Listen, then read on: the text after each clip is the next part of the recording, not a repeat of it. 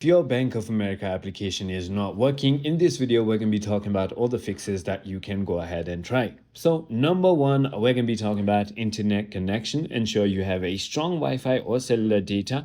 You can also turn on the airplane mode and turn off the airplane mode just to go ahead and reset your internet. Once you've done that, try restarting the application by closing and reopening it. If that also doesn't work, a simple reboot can fix temporary glitches. So simply try restarting your devices. Also head into App Store and then search for BofA or Bank of America, and then simply look if there is an update on your application. And if that is not the case, simply uninstall and reinstall, and it should go ahead and fix your problem. I hope this video clarifies everything that you need to know about why your Bank of America application could not be working. If it did, hit that like button, and I'll see you on the next one.